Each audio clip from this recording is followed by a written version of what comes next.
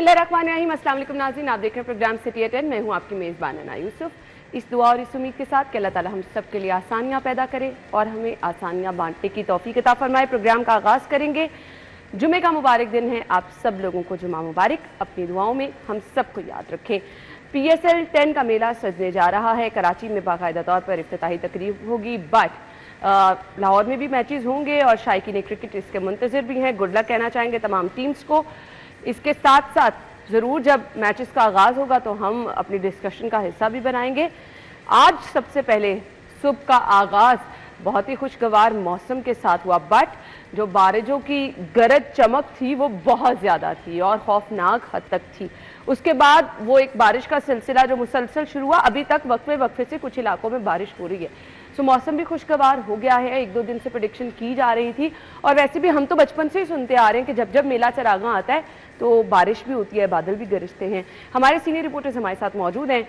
खासे महवो के अखबार पढ़े हैं, दोनों के मुंह छुपे हुए थे अखबार से। मतलब क्या पेपर तो नहीं हो रहा नवीं जमात के इम्तिहान का जिसकी आप तैयारी कर रहे हैं? बहुत शुक्रिया जी। आप चूंकि वेदर की बात कर रहे थे तो वेदर आज आप टाइम पे भी आए हैं, शायद मौसम देख के टाइम पे निकल है। हफ्ते के बाद कुछ थोड़ा सुख का सांस, ठंडी हवा, चूँकि जो पिछले 5-6 दिन गुजरे हैं मुसलसल एक वो फीलिंग्स थी और हर रोज़ टेम्परेचर बढ़ता चला जा रहा था। तो आज एक खुशगवार एहसास भी है।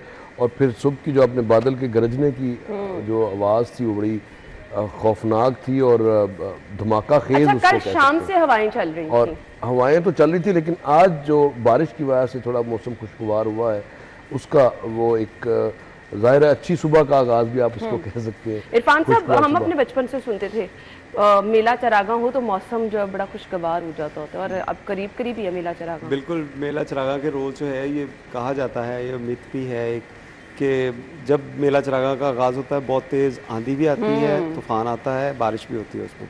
तो उसका सिलसिला शायद अभी से शुरू हो गया है, लेकिन उसके साथ आप देखें कि दूसरी तरफ ये अप्रैल का जो महीना है इसमें आपको तेज आंधी और तूफान, जब भी गंदम की कटाई खत्म होने के करीब होती है, इसको इस तरह से रिलेट करें। आपकी बात वो बिल्कुल ठीक है, लेकिन मैं जो मेला चरागां तो 26-27 को हुआ करता था। 26-27 को नहीं, 26-27 मार्च को हुआ करता था। 12 तारीख को मेला है। 12 तारीख को है। इस मर्तबा ताखीर की गई है क्योंकि ईद की वजह से 27 को।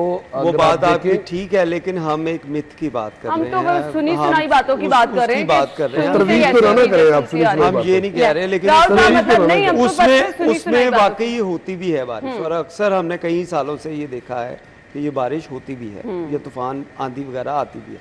लेकिन उसके साथ साथ अगर देखें तो PDMA की तरफ से थोड़े दिन पहले जो एक नोटिफिकेशन जारी किया गया था हीट वेव का, उस हवाले से भी देखने की ज़रूरत है कि पूरे पंजाब के अंदर आप जैसे हमने बात की कि कई दिनों से बहुत शदीद जो गर्मी थी वो अचानक से पड़ना शुरू हो गई थी और बच्चों की आउटडोर जो एक्टिविटीज़ थी स्कूल्स के अंदर उसको भी जो है वो रोका गया था। इसके साथ साथ आप देखें कि 3 दिन पहले आपने अखबारात में या ख़बरों में TV में चैनल में सुना होगा कि मरी के अंदर जो बारिश हुई और उसके साथ साथ ज़ालाबारी भी हुई।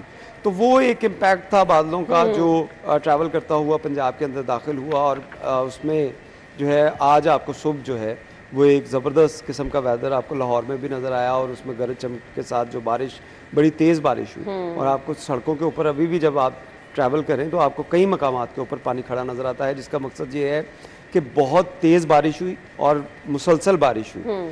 जब मैं सुबह स्कूल बच्चों को छोड़ने जा रहा था उस वक्त भी बड़ी शदीद बारिश थी और आज जितनी एक्टिविटी आउटडोर थी वो बच्चों को आज उन्होंने छुट्टी भी दे दी कि आज अच्छा वैसे ना इस तरह का मौसम होता था तो हमें लगता था स्कूल से छुट्टी हो जाएगी, तो अक्सर बच्चों के अंदर ये भी उम्मीद पैदा हो जाती है कि स्कूल की छुट्टी हो जाएगी, बट यहाँ छुट्टी वाला कोई हीट वेव हो या सर्दी हो, मैंने कहा आप लोगों का तो छुट्टी वाला कोई सीन नहीं, हम लोगों का छुट्टी वाला कोई सीन नहीं, हमने यहाँ पर आना ही आना है। खबरों की तरफ चलना है जी। जिना और सर्विसेज अस्पताल की हालत जार देखकर शर्म आती है।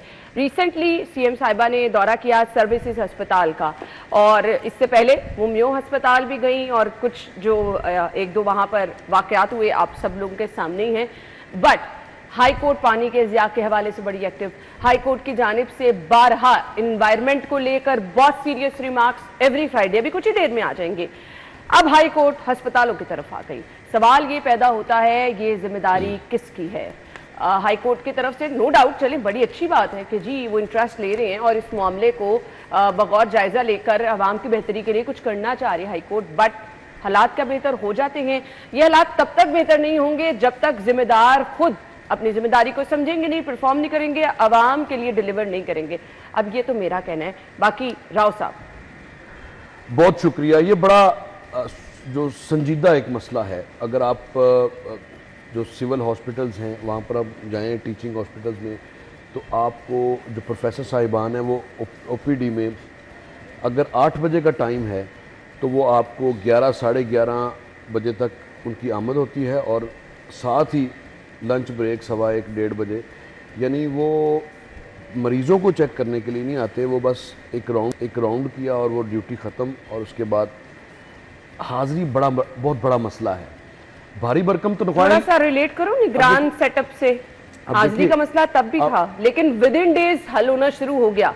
मुझे बहुत अच्छी तरह, मैं बार बार इस बात को कोट भी करती हूँ, चिल्ड्रन हॉस्पिटल से बहुत सीनियर डॉक्टर हमारे पास आए जिन्होंने कहा जी हम तो अपनी ड्यूटी टाइम से पहले पहुंचना शुरू हो गए, कि पता नहीं कब सीएम साहब आए। बात ये निगरान गवर्नमेंट की, या आप इनको गवर्नमेंट से रिलेट ना करें, ये मामला क्यों है, ना करें? ये मामला है, मामलात वो भी संभाल रहे थे, ये मामला है इखलाकी।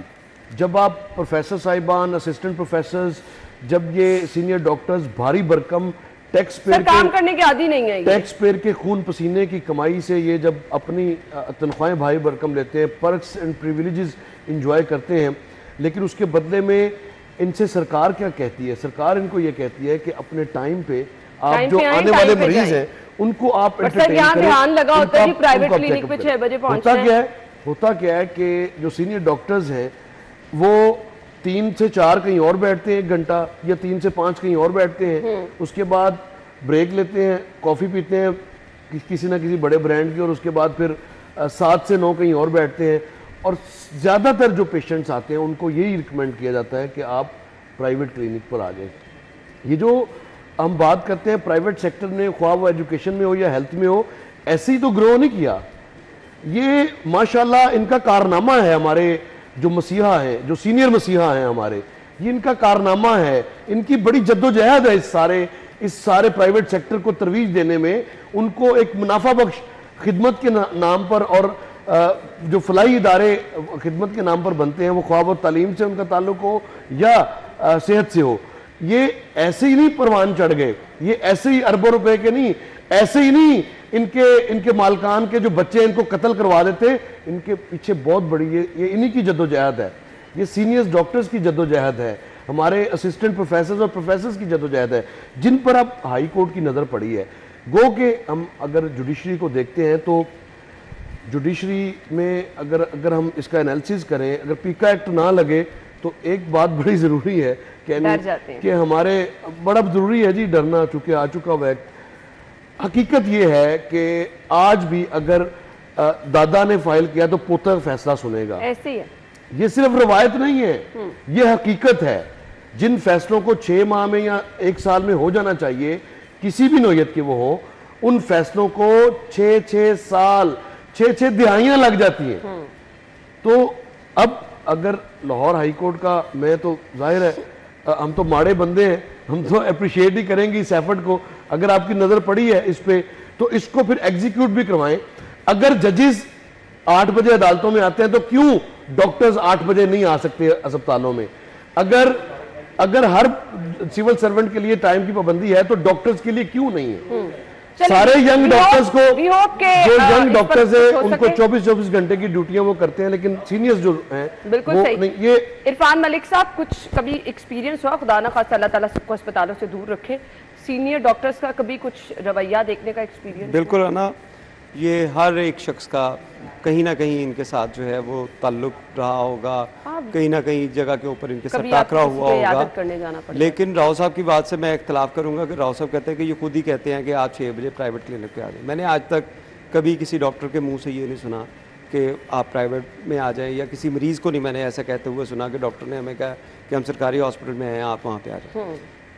वहाँ पर होता क्या है, जो बात जो जिसकी तरफ इन लोगों को माइल किया जाता है कि ये खुद कैसे चले जाते हैं लोग प्राइवेट क्लिनिक के अंदर। अभी मैं अपने एक दोस्त से बात कर रहा था, वो मुझे बता रहा था कल मैं अल्ट्रासाउंड करवाने के लिए हॉस्पिटल में गया अल्ट्रासाउंड के लिए मुझे 2.5 घंटे वहाँ पे लग गए। ये छोटा सा टेस्ट है, आप किसी भी प्राइवेट क्लिनिक के अंदर जाएंगे, प्राइवेट लैब के अंदर जाएंगे तो उसमें 15 से 20 मिनट का ये टेस्ट होगा, उसके बाद वो आपके पेशेंट को जो है वो क्लियर कर दिया जाएगा। लेकिन यहाँ पे सिस्टम ऐसे बना दिए गए हैं, जो आपके सीनियर डॉक्टर्स हैं जिनका काम है सर्विलेंस करना, डॉक्टर्स का काम है वहाँ पे आप बैठें। अब जैसे बात की गई कि अगर वकील जो हैं या जजेस जो हैं वो 8 बजे आ सकते हैं, तो ये क्यों नहीं आ सकते? सिविल सर्वेंट जो है अपने टाइम पे दफ्तर पहुंच सकते हैं, लेकिन बात ये है हम लोग तो पाबंद हैं ही, हम क्योंकि प्राइवेट इदारों में काम करते हैं। यहाँ पे हमें ये डर है कि हमें नौकरी से फायर ना कर दिया जाए। आपको उन लोगों को इस चीज का डर नहीं है, उन लोगों को इस चीज की परवाह नहीं है कि हमें कोई नौकरी से निकाल सकता है। जब तक आप ये चीजें बावर नहीं करवाएंगे कि आप नौकरी कर रहे हैं, नौकरी आपको पैसे दिए जा रहे हैं, आपकी सर्विसेज ली जा रही हैं, तो आप वो सर्विसेज पूरी करें। आप टाइम पे आए, इनका काम है वहाँ पे आके हॉस्पिटल के अंदर विजिट करना भी इनका काम है कि कोई अगर सीरियस पेशेंट है तो डॉक्टर अपनी जो है राय जाके देते हैं कि आपने ये करना है, इसके साथ ये ट्रीटमेंट करें, ये करें। लेकिन उसके साथ साथ इंतजामात देखना भी इनका काम है कि बाकी डॉक्टर जो हैं वो काम कर रहे हैं नहीं कर रहे, हॉस्पिटल के अंदर मेडिसिन पूरी पहुंच रही है, जो इनके डिपार्टमेंट को चाहिए वो मिल रही है कि नहीं, ये तमाम काम सीनियर डॉक्टर्स के हैं। चलिए, हाई कोर्ट की बड़ी मेहरबानी इस तरफ नजर आने की, बट अभी जो अपडेट आई है उसके मुताबिक एक जानिब तो आपको पता है कि डॉक्टर्स की हड़ताल चल रही है, अब वो कह रहे हैं जी अस्पतालों तक इस हड़ताल का दायराकार बढ़ाया जाएगा। प्राइवेटाइजेशन की जानिब जो एक कदम हुकूमत उठा रही है उस पर डॉक्टर्स सरापा एहतजाज हैं, फिर कहाँ जाएंगे हाई कोर्ट के अहकाम? देखिए, मैं समझता हूँ कि ये देखिए बात वही है कि आप क्यों लेट नहीं आती, राव साहब क्यों लेट नहीं आते, मैं क्यों लेट नहीं आता, क्योंकि हमें इदारे ने चेक एंड बैलेंस रखा हुआ आपके ऊपर। अगर आप 1 दिन लेट आएंगे, 2 दिन लेट आएंगे, 3 दिन लेट आएंगे, आपकी सैलरी कटना शुरू हो जाएगी। आपने ये रूटीन बना ली, आपको फायर किया जा सकता है, आपको फायर किया जा सकता है। लेकिन इन डॉक्टर्स को, इन सीनियर्स को ये चीजें हजम नहीं हो रही कि हम किसी डिसिप्लिन के अंदर ये एहतजाज तो महीनों पे भी गए हैं, किसी ने कुछ किया ही नहीं। बिल्कुल, ये तो माफिया बन गए, ये तो ब्लैकमेल करते हैं। आप देखिए प्राइवेटाइजेशन क्या है, कि प्राइवेटाइजेशन के अंदर यही होगा कि डॉक्टर जो हैं वो कितनी देर काम कर रहे हैं, कितनी देर वो बैठे रहे, ये चीज़ें मॉनिटर होंगी, जिसकी वजह से इन लोगों को तकलीफ है कि हम सड़कों के ऊपर आएंगे, हम बैठे हैं वहाँ पे एहतजाज कर रहे हैं, हम नहीं करते काम। सरकारी मुलाजमीन को ये आदत पड़ चुकी है कि ना हमें कोई काम के लिए कुछ कहे, हमारी मर्जी होगी तो हम काम करेंगे, हमारी मर्जी होगी जिस काम को नहीं करना वो नहीं करेंगे। नहीं जी, ये रवायत जो खत्म जब तक नहीं होगी, आपके तमाम सरकारी इदारे, अकाउंटेबिलिटी होगी, सारे सरकारी इदारे इसी तरह रहेंगे। अजमा बुखारी साहिबा कहती हैं सीएम साहिबा के अस्पतालों के दौरे के बाद अस्पतालों में बेहतरी आई है, अभी जाके जरा देख लें और मैडम को बता दीजिएगा, क्योंकि आप मैडम की बिल्कुल साथ वाली जस्टिस साहब, जस्टिस शाहिद करीम साहब ठीक कह रहे हैं, दोनों में से फैसला नहीं, मैं कह रही हूँ राव साहब जरा विजिट करें और अजमा साहिबा को बता दें साथ वाली सीट पे बैठने प्रेस कॉन्फ्रेंस में। आप अगर माजी में देखें, निगरान वज़ीर आला के दौरों के नतीजे में बहुत सारे इश्यूज रिजॉल्व हुए। जब भी chief executive of the province what ever he is, जो जब विजिट करेगा ना तो हालात बेहतर जरूर होंगे। आपने म्यू अस्पताल का देख लें, पता चला कि अद्वियात की किल्लत है। किल्लत क्यों है? 1 अरब 38 करोड़ रुपए के फंड्स जो थे वो रुके हुए थे, जब वो जारी हुए तो मामला थोड़े बेहतर हुए। इसी तरह से सर्विसेज हॉस्पिटल की बात करें तो जब आप इतना बड़ा बजट है हेल्थ का, जब आप उसको खर्च करते हैं तो यकीनन 70-80% मसाइल जो हैं वो एड्रेस भी होते हैं, इसमें कोई शक नहीं। बहुत बहुत महंगे टेस्ट होते हैं जो कि सरकारी अस्पतालों से बहुत मन्यूट चार्जेस के साथ वो 100-200 में वो हो रहे होते हैं। तो ये चूँकि प्रेशर बहुत ज़्यादा है सरकारी अस्पतालों पे, और चीफ एग्जीक्यूटिव का जितना ज़्यादा जाएंगे उतने ज़्यादा इश्यूज सामने आएंगे और फिर वो एड्रेस, क्योंकि उनका इख्तियार है। नहीं जी, उस पे फिर फौरी अमल होना चाहिए, वो सिर्फ दौरा नुमाइशी या प्री प्लान नहीं होना चाहिए, क्योंकि हमने तो देखे सरप्राइज विजिट और फौरी तौर पर लोगों को वहाँ पे मरीजों से बातचीत करते हुए, लवाहिकीन से बातचीत करते हुए फिर बेहतरी तभी आती है। ब्रेक का कहा जा रहा है, ब्रेक के बाद ज्वाइन करते हैं, स्टे विद अस।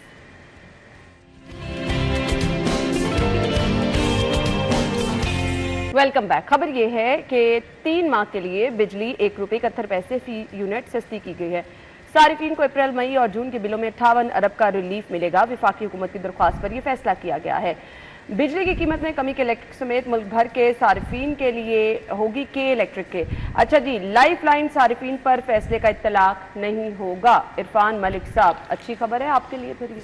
जी बिल्कुल, बहुत अच्छी खबर है। अच्छा, मुझे जरा ये भी पूछा, वो जो पहले प्राइम मिनिस्टर साहब ने ऐलान किया था 7 रुपए वाला। हाँ, 7 रुपए समथिंग थे, ये उसके अलावा है? ये उसके अलावा, अच्छा। ये उसके अलावा है, क्योंकि लेकिन ये इंटरम रिलीफ है 3 माह वो की। ये वो परमानेंट वो भी आरजी था, माजरत सिप्रा साहब ने समझा दी थी। 7 वो रुपए भी- 41 पैसे भी आरजी है। वो भी वो आरजी भी आरजी है, वो भी आरजी है। लेकिन देखें, कोई चीज़ें बेहतर हो रही हैं, इसको अप्रिशिएट करना चाहिए, ना कि इसके ऊपर के जी आरजी है। अब देखें, इसमें सिर्फ जून का जो बिल होगा उसमें 58 अरब रुपया जो अवाम के ऊपर उसका बोझ कम होगा। 58 अरब रुपया एक मैटर करती है रकम, और इसी को अगर आप 3 महीने के ऊपर ले जाए तो 58 ये 170 अरब रुपए के करीब जो है, ये 170 अरब रुपए के करीब 174 बनेगा, अरब रुपए का ये। जिसमें लोगों को रिलीफ मिलेगा। तो ये एक बड़ी अमाउंट है जो गरीब टैक्स के पैसों से बिलों में दे रहे थे, उसमें एक कमी लाई गई और 3 माह के रियली लिए। अप्रिशिएट। बट कल अभी हमारी खबर ये थी कि ओवर बिलिंग से सारिफीन परेशान हैं। जब तक ये अजाब नहीं कम होगा राव साहब, आगे तो चोरी भी बिजली बहुत होगी, गर्मियां आ गई हैं, तो Definitely। हमारे ऊपर जब ये अजाब पड़ता रहेगा तो फिर इस कमी का फायदा कैसे गरीब तक पहुंचेगा? बात वही है, जो ओवर चार्जिंग है वो नहीं, उसका सिलसिला एक बड़ा इशू थम नहीं है। सका, उसका सिलसिला थम नहीं सका, उसको रोकना होगा, उसके लिए मॉनिटरिंग स्ट्रिक्ट करनी होगी।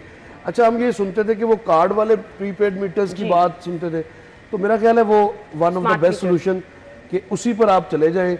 बेशक पायलट प्रोजेक्ट के तहत आप कुछ एरियाज को मुंतखब करें और उसके बाद ग्रेजुअली लेकिन उसके साथ देखें, अब जो AMI मीटर्स आए हैं ऑटोमेटिक, जो इनकी जो रीडिंग कर लेंगे, तो उसमें भी आप देखें, उसमें भी बेहतरी है कि आप उसमें एक आपको एक मीटर दिखा देता हूँ, जो मीटर लग रहा है 177 यूनिट्स टोटल कंज्यूम हुए हैं, बिल आया है 200 AMI मीटर की बात जी, करें, ये जो नए वाले मीटर है, मैं आपको वो स्क्रीन पे अगर कैमरामैन ये दिखाए तो मैं अभी आपको जहाँ से वो नहीं, हम निकाल आपकी पाएगा, बात पे इस यकीन तरह भी निकाल कर लेंगे, पाएगा। राव साहब, कोई परेशानी वैसे बता दें आप, लेकिन बात ये है कि कई जगहों के ऊपर डेफिनेटली मिसाइल हैं, और शायद सिप्रा की हम ये खबर भी देख कहीं रहे नहीं थे, इरफान साहब, बहुत जगहों पर कई जगहों के ऊपर बहुत शायद जगहों सिप्रा ने ये बताया था कि ये जो AMI मीटर्स आए हैं, इसके अंदर कुछ सॉफ्टवेयर का एरर भी आया, जिसकी वजह से कोई इश्यूज जो थे वो शायद पैदा हुए थे, लेकिन उसको सॉल्व करने के लिए इकदाम किए जा रहे हैं। देखें, ये चीज़ें जहाँ पे आप जदीद टेक्नोलॉजी की मदद लेते जा रहे हैं, मैनुअल तरीके से जो रीडर आता था उसने देखा, उसको अगर कोई फिगर अच्छा नज़र नहीं आया, मीटर के ऊपर दर्द है या कुछ है, तो वो अगर वो कुछ भी लेके चला गया तो वो आपके लिए हरफे आखिर हो गया, बस उसमें वो हरफे आखिर हो अब गया। लेकिन अगर आप ये मेरे देखें, पास- अब जो चीज़ें नहीं आ रही मेरे हैं, पास ये बिल है जिस पर 176.5 यूनिट कंज्यूम हुए हैं, लेकिन जो बिल भेजा गया है वो बिल भेजा गया है 275 यूनिट्स का। अब देखिए, 100 यूनिट आपने तो एक्स्ट्रा डाल दिया, मीटर रीडर ने डाल दिया, ये सब ये मीटर रीडर का काम नहीं है, ये सारा जो नहीं, है वो मीटर रीडर कंप्यूटराइज, अगर वो मीटर है नहीं, AMI नहीं, मीटर है, मीटर रीडर कंप्यूटराइज आ रहा है।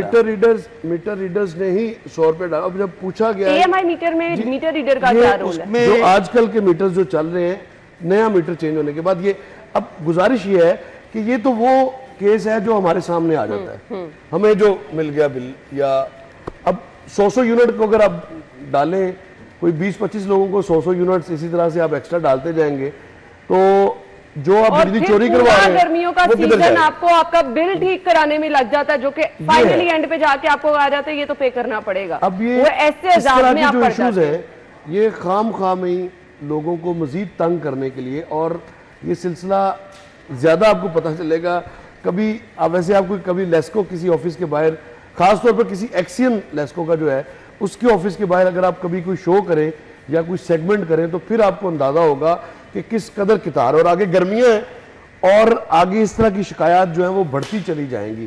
तो मीटर रीडर्स से ही गुजारिश की जा सकती है कि टले रहो। देखिए, उसका हाल यही है ना, जैसे आप ये बात कर रहे हैं AMI मीटर्स की, हम बात कर रहे हैं AMI मीटर के अंदर मीटर रीडर का कोई जो है अमल दखल है ही नहीं, वो सिस्टम के जरिए सारा रीडिंग होगी उसकी, और उसके बाद उसका बिल जो है वो जनरेट कर दिया फोटो जाएगा। खुद ब खुद ऊपर आ जाया करेगी। राव साहब, बात सुनने की, फोटो कैसे आएगी? बात सुन लें, अगर जो आप बिल के ऊपर फोटो अगर आप आती है। बात सुन लेंगे, इस बिल के अंदर किसी जगह के ऊपर भी जो AMI मीटर्स हम जिसकी बात कर रहे हैं, उसके अंदर मीटर रीडर का कोई अमल दखल नहीं है, वो सॉफ्टवेयर के ज़रिए ही सारी, क्योंकि उसके अंदर सिम लगी है, इंटरनेट उसके अंदर मुयसर है, और उसी की रीडिंग जो है वो सिस्टम के अंदर जा रही है। लेस्को का जो सिस्टम है या दीगर जो डिस्कोज हैं वहां पे जो सिस्टम है उसमें जीरो चांसेस हैं, लेकिन सॉफ्टवेयर एरर हर जगह के ऊपर आ सकता है। वो इश्यूज आए थे, उसको एड्रेस करने के लिए कोशिश की जा रही थी, लेकिन जो बात है कि जितनी आप एडवांस टेक्नोलॉजी के ऊपर जाएंगे उतनी चीजें जो हैं वो बेहतर होंगी, रिफाइन होंगी। बिल्कुल ऐसे ही हम प्राइम मिनिस्टर साहब की इस काविश को बहुत सराहते भी हैं, ये वहाँ पे बहुत बड़ी मेहरबानी है। वफाकी वज़ीर दाखिला भी टाइम टू टाइम ये जो ओवर यूनिट डाले जाते हैं इस पर अहकाम जारी करते रहते हैं, बट थोड़ा सा इस पर मुझे लगता है मजीद एक्टिव होने की जरूरत है, क्योंकि अब जो सीजन स्टार्ट हो रहा है ना, भुगतना ज्यादा इसी सीजन में पड़ता है। बिजली चोरी बहुत बड़े लेवल पे होती है, खमियाजा पूरे इलाके को भुगतना पड़ता है। तो प्लीज इस पर जो है प्राइम मिनिस्टर साहब से रिक्वेस्ट है कि सारिफीन के लिए कुछ जो है वो आसानी पैदा करें। ब्रेक के बाद आएंगे, स्टे विद अस।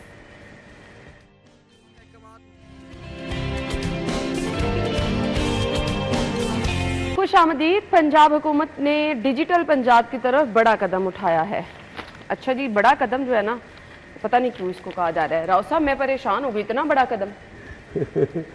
डिजिटल का दौर है और हर चीज को डिजिटल करने में पैसे जेब में डालने वाला अमल आपने डिजिटल कर लिया। यहाँ पे हर चीज पे वो फखर करना, और वो उसको दुनिया आज से 20 साल पहले ये बैठ जाएगा 10 दिन में आपका ये भी डिजिटल सिस्टम, देख लिए हैं बहुत। ये 2014 की बात है, यानी 10 साल पहले वो दुबई विजिट किया तो वो पता चला कि वो उनका टूल प्लाजा सारा वो किसी को लाइन में लगने की जरूरत नहीं है। खान साहब, दुनिया में सब कुछ ऑटो हो चुका हुआ है, सब कुछ ऑटो है, और यहाँ पे आज भी वो मैनुअल पैसे दें और निकलें, और उसमें जो 1-2 लाइन उन्होंने रखी है उसकी एम टैग की, उसमें से थोड़ी सहूलत ज़रूर है।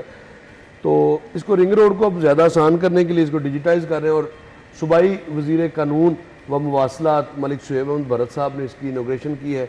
इससे जो चलान है वो फौरी तौर पे पे हो सकेंगे एक ऐप के ज़रिए, और जैसे एम टैग की फीस आप पे करते हैं फौरी जैज़ कैश से या अपने अकाउंट से, पैसे बनाने के लिए आप डिजिटल हो गए, और एक डिजिटल।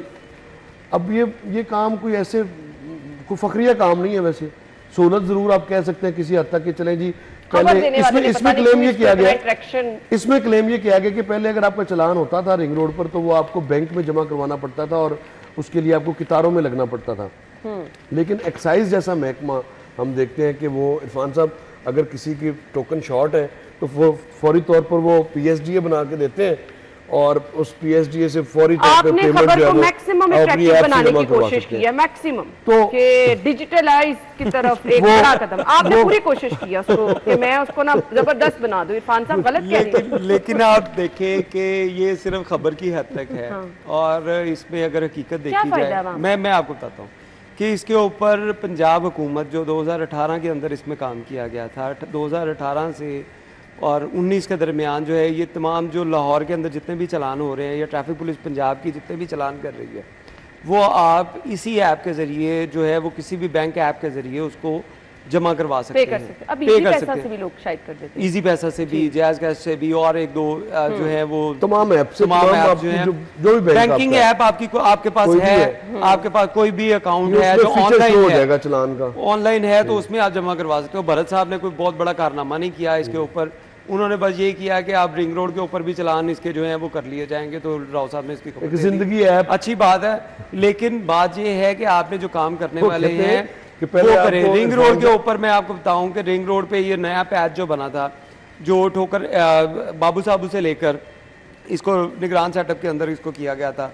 निगरान सेटअप में तो इसके ऊपर कोई जो है वो फाइन नहीं था, पैसे एंट्री फीस नहीं थी उसकी, लेकिन अल्हम्दुलिल्लाह जब ये गवर्नमेंट आई तो सबसे पहला जो काम इसने किया कि वहाँ पे जो बना बनाया जो रोड था उसके ऊपर अपनी तस्वीरें जो हैं वो बड़ी बड़ी लगवाई, बड़े बड़े बैनर्स लगवाए, और उसके ऊपर जो है वो टैक्स शुरू कर दिया गया 60 रुपये एंट्री का, एग्जिट का नहीं था। कल मैं आपको बताता हूँ, कल मैं वहाँ से गुजरा, कल 60 रुपये वहाँ पे भी उन्होंने डाल दिए। और अब आपको रिंग रोड के ऊपर एंट्री जो बाबू साहू से थी उसके ऊपर तो ऑलरेडी आप दे रहे थे, अब एग्जिट के भी आप 60 रुपए दे अब आप नहीं वहां जाते। सारी बात है भैया, आप यही मैं क्यों जाऊंगा, मैं याद है आपको बिल्कुल बड़े मैं तो फटाफट डीआईजी मैं उसका मोतरफ अभी भी हूँ कि निगरान गवर्नमेंट ने जो जबरदस्त किस्म का रोड बनाया जिससे लोगों को हजारों नहीं लाखों लोगों को फायदा हो रहा था, वो हो रहा था, लेकिन जब ये गवर्नमेंट आई इरफान तो साहब, इस गवर्नमेंट ने आके वहाँ पे टैक्स लगा दिया, टोल टैक्स तो टोल टैक्स लगा दिया। गवर्नमेंट जो भी गवर्नमेंट हो वो मैं ये बात कर रहा हूँ कि आप कुछ मिनिमम अमाउंट आप रख दें। आप कुछ स्टैंड शहर के अंदर लेस होनी चाहिए। ये छोटी गाड़ी है, ये छोटी 10, गाड़ी 15 है, रुपए, 20 रुपए जिसके रख लें, ऊपर इससे 60 क्या रुपए है, फर्क बड़ी पड़ता है? गाड़ी के ऊपर पता नहीं कितना होगा, वो तो डेफिनेटली ज्यादा होगा। 60 रुपए, 70 ट्रकों के रुपए ऊपर, शायद। ट्रकों के ऊपर वो ज्यादा होगा। खैर, मतलब अब डाले जरा हुए इस हैं खबर उनके के ऊपर नीचे मैं सुन के परेशान हो रही हूँ। राव साहब ने कह दिया डिजिटल की जानिब एक बड़ा कदम है, डिजिटल बट पंजाब। सरकारी स्कूलों को जिंदगी फंड्स है। की कमी है और सरबराहान परेशान है। क्वेश्चन मार्क है, मुझे समझ नहीं आ रही कि ये आप कैसे डिजिटल हो रही हैं। चालान आप डिजिटल कर रही हैं, पैसे जेब में डाल रही हैं, स्कूल सरबराहान परेशान है कि हमारे पास फंड्स की कमी है। तो अंदाजा आप कर लें कि अगर ये डिजिटल की तरफ बड़ा कदम है ना, तो फिर बस अच्छा, वो भी डिजिटल अल्लाह हो गया। ताला ही खैर वो करे। वजीर तालीम ने अपना चैनल बना लिया, वो भी डिजिटाइज हो वो गया। डिजिटल देखिए वो हुए ना, टिकटॉक के आवाम ऊपर बेचारी। इधर वो अकाउंट बनाए डिजिटल हो गए हैं, लेकिन प्रायोरिटी आपकी अभी तक बिल्कुल सेट आपने नहीं कर सही पाए। प्रायोरिटी ये ना है, आप प्रायोरिटी प्रायोरिटी ये है इरफान साहब, प्रायोरिटी ये है कि 400 रुपए की किताबें आपको 4000 रुपए में मिलती हैं प्राइवेट कह रहे स्कूल हैं, से। सही कह रहे हैं। और वजीर तालीम साहब तो शायद अफोर्ड कर लेते हैं, माशाल्लाह काफी ये शौक जरा है। किसी प्रेस कॉन्फ्रेंस में पूछ लीजिएगा लेकिन कैसा ये पूछते हैं डिजिटल फंड है इनसे, ये। पूछते हैं इनसे, लेकिन ये इन्हीं जैसे लोगों की वजह से जो माजी में वजीर तालीम रहे, इन्हीं की लोगों की वजह से, इन्हीं की हुकूमतों की वजह से, मुस्लिम लीग नून की हुकूमत सबसे ज्यादा रही है पंजाब में, तो इन्हीं की हुकूमतों का शाखसाना है कि प्राइवेट सेक्टर ने इतना ग्रो कर लिया है कि वो यूनिफॉर्म के भी पैसे खुद लेते हैं, वो किताबों के 400 की कॉपियां, पेंसिल 400 की सर पैसे कॉपीज ले रहे हैं। 400 की कॉपीज 4000 में, वो 300 के जो कलर्स हैं वो 3000 में, वो 5-6 हजार की And books, actually parents books के पैसे वो मजबूर 12 होते से हैं। 15 हजार रुपए। मजबूर होते हैं। यानी आप अंदाजा लगाएं कि ट्रस्ट के नाम पर चलने वाले स्कूल्स में भी जो इस तरह से आप फीसें तो लें, ट्यूशन फीस तो लें आप, जब सारे कर रहे हैं तो ट्रस्ट वाले कैसे पीछे रह रहे हैं? मुतासिरीन बैठे हैं अंदाजा बेचारे, लगाएं, इसीलिए ज्यादा कर रहे हैं, परेशान ट्रस्ट हैं। वाले क्यों पीछे ये रह रहे है हैं? हमारी प्रायोरिटी। हम भी उस लिस्ट में शामिल होने वाले। इसीलिए प्राइवेट स्कूल्स ने ग्रो किया है। यही मैं बात कर रहा था कि प्राइवेट स्कूल्स के ग्रो करने का यही नतीजा है कि हुकूमत जो है वो अपने 49,000 स्कूलों को मजीद रिड्यूस करने जा रही है, किसी एनजीओ के हवाले करने जा रही है, या वो भी प्राइवेटाइज आउटसोर्स करने जा रही है। प्राइवेट नया नाम, समझ नहीं आ रही है, अस्पताल outsource। प्राइवेटाइज, स्कूल प्राइवेटाइज, कल मैं हुकूमत ये करना जो चाहिए। कल की आपको बात बताता हूँ, हुकूमती लोग- मतलब वो तो ठीक है, मैं कल की आपको एक अपना पर्सनल विजिट जो है वो उसके बारे में बताना चाह रहा हूँ। कल मैं रंगमहल चला गया, एक स्टोरी के हवाले से मुझे रंगमहल पे जाना पड़ा, बाइक के ऊपर मैं बैठा और अपना कैमरामैन के साथ वहाँ पे चला गया। मुझे वो स्कूल नजर आया जहाँ पे मेरे बड़े भाई और सारे हम लोग पढ़ते रहे, गवर्नमेंट रंगमहल स्कूल। मेन अच्छा, उसकी हालत देख के अना आप बिलीव करें, दिल खून के आंसू रो रहा था कि वो जो इतना ज़बरदस्त स्कूल था उसकी बिल्डिंग इस कदर गंदी थी, इस कदर गंदी थी वहाँ कि पे वो पढ़ने लग वाले रहा था बच्चे भूत क्या- बंगला है। ये आपकी तो वो historical भूत बंगला schools था, है। भूत बंगला लग रहा था। बाहर से उसकी ये कंडीशन नहीं, लग क्या रही थी। कसूर है उन बच्चों का जो उन वहाँ बच्चों पढ़ का जब वो जहाँ पे पढ़ते बच्चों का हैं, कसूर यही ये- कसूर है कि ये हुकूमतें आप- जो है, आप ये मिनिस्टर हुकूमतें को हमारे देखें ऊपर जो विराजमान है, जिनको इस और चीज बजट की को परवाह देखिए। कोई नहीं है कि इरफान जी भाई, के आप- खबर के मुताबिक भी तो यही है कि फंड्स की कमी है। फंड्स होगा तो उसकी रेनोवेशन होगी, फंड्स होगा तो वहाँ पे इंतजामात मुकम्मल होंगे, वहाँ पे स्कूल्स बेंचेस काउंसिल्स बननी थी, वहाँ पे पता नहीं बेंचेस क्या होंगे, क्या वहाँ होना पे था। अब बच्चों यहाँ के कुछ लिए- नहीं होने वाला, और यहाँ और कुछ अगर नहीं हम होने वाला। देखिए बड़ा यहाँ पे सिर्फ फर्क है, टिकटॉक ही अगर होने हम वाला सिर्फ। अगर हम बजट को देखें तो बजट को देख के लगता है कि अगले साल में जो वाकई तालीमी इनकलाब है वो बर्पा हो जाएगा, लेकिन साल निकल जाता है, कई सालों से ऐसे ही हो रहा है। ब्रेक ले लें। प्राइवेट सेक्टर जो है वो ग्रो कर रहा है, वो ग्रो करे, अच्छी उनको बात करने है, दिया जा रहा है। लेकिन जो पेरेंट्स को एटीएम मशीन्स बनाया हुआ है उससे तो निजात दिलाएं, बिल्कुल कम आप- से कम कोई अपनी रीति कायम कर दें कि जो चीज जितने की है ये उतने की किसी दे। दौर में मुमकिन नहीं हो सका, क्योंकि ग्रो करने वाले जो हैं वो खुद बीच में बैठे हुए हैं, वो अपना कारोबार चमकाते चले जा रहे हैं और ये ऐसे ही रहेगा। वालिदैन बेचारे मजबूर रहेंगे। ब्रेक के बाद आएंगे हमारे साथ।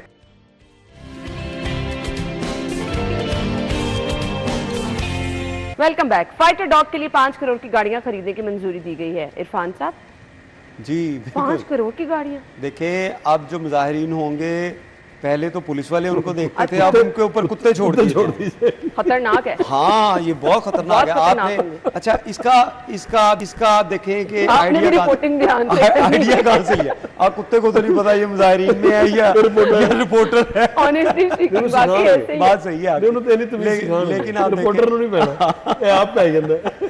वही ना, फर्क तो पेगा।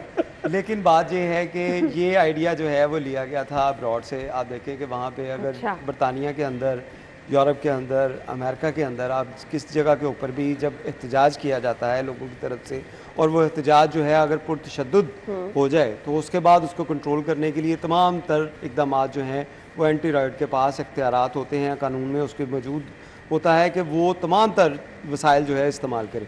उसके लिए वो डॉग्स जो हैं, ये फाइटर डॉग इसको कहा जाता है, ये फाइटर डॉग्स एहतजाज के दौरान जो लोग आइडेंटिफाई करेंगे कि बहुत ज़्यादा वायलेंट है उनको कैप्चर करेंगे, या अगर एहतजाज के दौरान आपने एक देखा होगा लाहौर में एक अफसोस, तो काटेगा। देखिए लाहौर में एक ट्रेनिंग होती है, राव साहब आपको भी ट्रेनिंग करवाते हैं, आपको पता चले कि ये किस तरह बेहतर होंगी चीज़ें।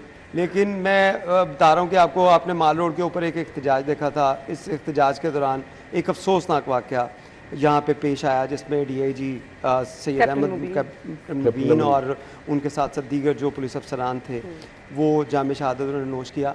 लेकिन ऐसे लोगों को भी आइडेंटिफाई करने के लिए इन डॉग्स को ट्रेनिंग दी जाएगी जिसमें बारूद की जो स्मेल है वो उसके ऊपर देख सकेंगे। बड़ी जल्दी ये चीजें बिल्कुल डॉग्स को पूरी दुनिया के अंदर, आप इंटरनेशनल किसी भी एयरपोर्ट के ऊपर आप चले जाएं वहाँ पे आपको नज़र आएगा डॉग्स जो हैं वो आपके जो बारूद की स्मेल है इसको देख रहे हैं, मंशियात की स्मेल इसको देख रहे हैं, वो इसके ज़रिए इसको काम वर्किंग के अंदर लेके आते हैं। तो यहाँ पे जो है ये एक अच्छा, मैं समझता हूँ कि एक प्रोजेक्ट है पंजाब गवर्नमेंट लेके आ रही है कि एंटी रॉयड इसको जो स्ट्रेंथन किया जा रहा है, इसके लिए 3 अरब 95 करोड़ रुपए का बजट जो है वो अप्रूव किया गया है काबीना की तरफ से। और इसमें ये फाइटर डॉग्स जो हैं इनके लिए गाड़ियाँ जो होंगी जो इनको अपने सेंटर से उस मुकाम तक लेके आने के लिए या इनकी ट्रैवलिंग के लिए वो 5 करोड़ रुपए की गाड़ियाँ जो हैं वो इसूजू कंपनी जो है उस कंपनी की गाड़ियाँ जो हैं वो ली जा रही हैं ताकि उसके अंदर इन डॉग्स को रखा जाए और उस मुकाम के ऊपर ट्रांसपोर्टेशन आसान हो। दीगर जो इक्विपमेंट है उसमें भी बड़ी बड़ी लेटेस्ट टेक्नोलॉजी लाई जा रही है। मैं उसकी डिटेल्स देख रहा था तो उसमें एक स्पीकर थे जो हैवी किस्म के स्पीकर्स होते हैं उनको वहाँ पे रखा जाएगा और एक इरिटेटिंग साउंड जो है वहाँ पे जनरेट की जाएगी और अगर वो उसकी स्पीड इतनी तेज़ होगी कि कान जो है वो आप बहुत ज़्यादा उससे डिस्टर्ब हो सकते हैं तो आप वहाँ से डिस्पर्स होंगे। ठीक है। वाटर कैनन इसके लिए पहले भी इस्तेमाल की जा रही थी इलेक्ट्रिक शॉक देने के लिए। अच्छा। वो रॉड्स भी जो है वो लिए जा रहे हैं क्योंकि इसके लिए आपको पता है कि कानून साजी की जा चुकी है, कानून साजी की जा चुकी है जो राइट टू पीसफुल एक्ट जो है उसके तहत ये राइट मैनेजमेंट फोर्स इसको स्ट्रेंथन किया जा रहा है और इसको नया लॉन्च किया जाएगा जिसके लिए तमाम अल्लाह करे इसकी कभी जरूरत ही ना पड़े। LDA private housing scheme directorate खत्म करने का फैसला जिम्मेदारी मेट्रोपॉलिटन विंग को मिलेगी। LDA अर्बन प्लानिंग ने प्रपोजल तैयार कर लिया, एडिशनल DG प्रपोजल DG को पेश करेंगे, हतमी मंजूरी DG LDA देंगे। राव साहब जरा बता दें। देखिए गैर कानूनी हाउसिंग सोसाइटीज़ जो पहले मौजूद है शहर में, क्या उनकी फहरिस्तें इनके पास मौजूद नहीं है? इनके पास मौजूद है और उनके खिलाफ क्या कार्रवाई हुई है? इसको विंग को एक कर लें या इसको डिवाइड कर लें, इससे फ़र्क नहीं पड़ता।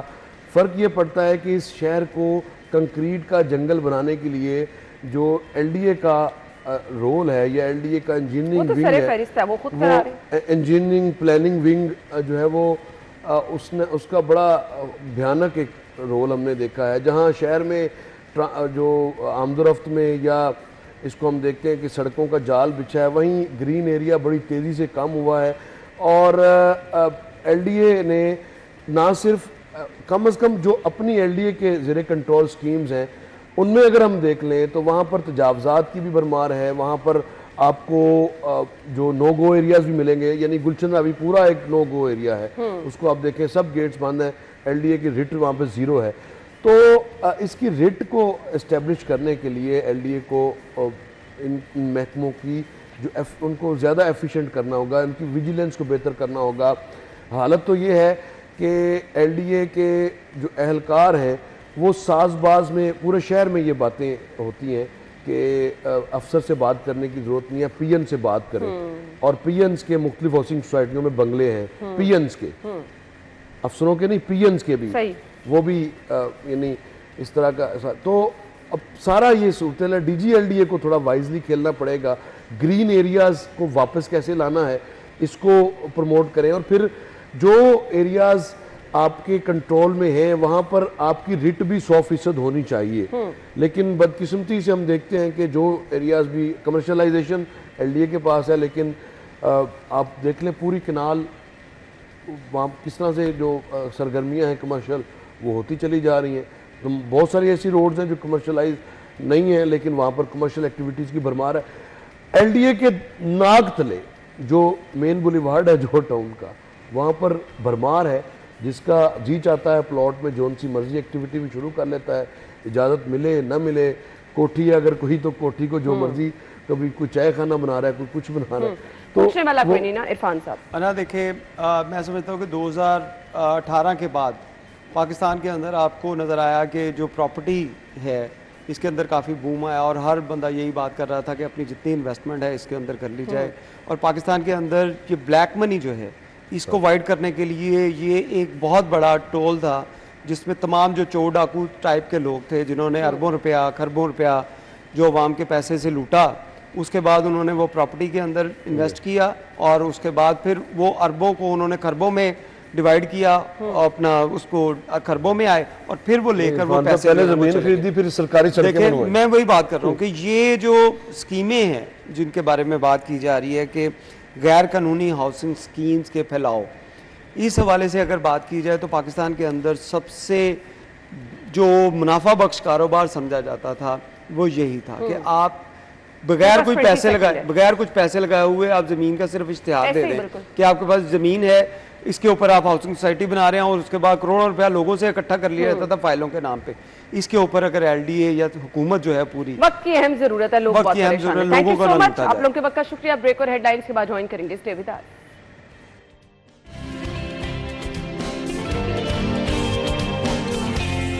Welcome back once again. Program के इस हिस्से में नाज़रीन हम आपकी मुलाकात कराने जा रहे हैं एक ऐसी शख्सियत से जिन्होंने पाकिस्तान में मार्शल आर्ट को ना सिर्फ एक नई पहचान दी बल्कि अपने फन से, अपनी मेहनत से, अपनी लगन से पूरी दुनिया में मार्शल आर्ट का नाम भी पाकिस्तान के नाम के साथ रोशन करवाया। अच्छा जी, इन्हें अपनी फील्ड में एक उस्ताद की, बहुत बड़े उस्ताद की हैसियत भी हासिल है। लेजेंड हैं जी अपनी फील्ड के और इनकी जिंदगी पर अगर हम रोशनी डालें तो मुसलसल जिद्दोजहद, मेहनत और लगन, और इसके साथ साथ सिखा रहे हैं बहुत अच्छे तरीके से, लोगों में बहुत ज़बरदस्त तरीके से इस फन को फैला रहे हैं। अब मार्शल आर्ट है क्या, इसकी ज़रूरत किन लोगों को है, क्या हम सभी लोगों को, मर्द ख़वातीन, लड़कियां लड़के, इससे बालातर हो के सबको ये सीखना चाहिए? और फिर बहुत सारे लोग जो आज छोटी छोटी टेंशनों, परेशानियों का हमें वो नज़र आता है ना, एक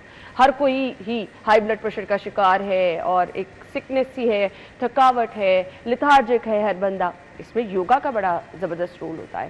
सो हमारे साथ एक लेजेंड और बहुत बड़े उस्ताद वसीम ताई साहब मौजूद हैं, ग्रैंड मास्टर मार्शल आर्टिस्ट हैं, अपने प्रोग्राम में वेलकम करेंगे। अस्सलाम वालेकुम जी। थैंक यू सो मच, बहुत बहुत शुक्रिया। आप यहाँ पे मौजूद हैं तो हमारे लिए तो बड़े ऑनर की बात है जी। Thank you so much. So सबसे पहले एक कामयाबियों की लिस्ट, कहीं आपको टीचर कहा जा रहा है, कहीं आपको फादर ऑफ योगा का अवार्ड दिया जा रहा है, सो बड़ी रिस्पॉन्सिबिलिटी तो समझते होंगे अपनी फिर। जी एक्चुअली ये एक बड़ा एक लंबा सफ़र है जो मतलब अभी तक जारी है। और आपको पता है कि कोई काम को भी जब आप एक इंट्रोड्यूस करवाते हैं तो उसके लिए एक बड़ी मेहनत की ज़रूरत होती है, लोगों को अवेयरनेस देना कि ये क्या चीज़ है, ये आर्ट क्यों सीखना है। तो वो जितनी एक स्ट्रगल थी वो तो टाइम अब गुज़र चुका है। अब तो अल्लाह का शुक्र है कि हर बंदे को पता है मार्शल आर्ट, छोटे बड़े हर गर्ल्स को, बॉयज़ को, हर एक को मालूम है, क्योंकि सोशल मीडिया और आपके जैसे चैनल्स हैं उन्होंने बड़ा इसमें हेल्प की है इस चीज़ को।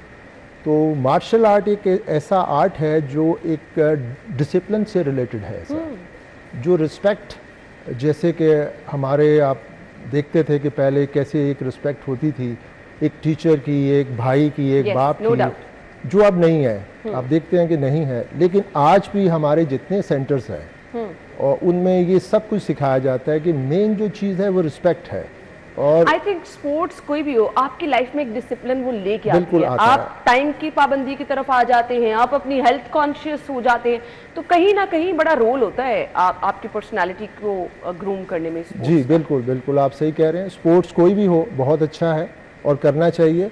मार्शल आर्ट में थोड़ा सा एक कुछ चीज़ें ऐसी हैं कि जो दूसरी स्पोर्ट्स बहुत अच्छी हैं, लेकिन इसमें जो मैंने अभी आपको बताया कि एक तो आप जो भी इसकी ट्रेनिंग करता है, लड़कियां करती हैं या बच्चे करते हैं, एक तो उनमें कॉन्फिडेंस बहुत आता है, दूसरा ये होता है कि उनमें सेल्फ कंट्रोल उनका बेहतर होता है, वो जो एकदम गुस्सा आता है वो अपने ऊपर कंट्रोल कर सकते हैं। आजकल तो हर बच्चे को ये टेम्परामेंट तो हर बहुत बच्चे है, का बर्दाश्त करना ही मुश्किल और है। तीसरा ये है कि आजकल जितने भी आप देखते हैं, हमने गर्ल्स के ऊपर बड़ा ये काम किया था कि लड़कियां जो वर्किंग लेडीज़ हैं वो लाजमी सीखें, कहीं आप लोग इजीली मूव कर सकें, कि आप कहीं ऑफिस में जाते हैं, आप लेट आती हैं, तो आपको अगर एक ट्रेनिंग आती है तो आप में एक और तरह का कॉन्फिडेंस है।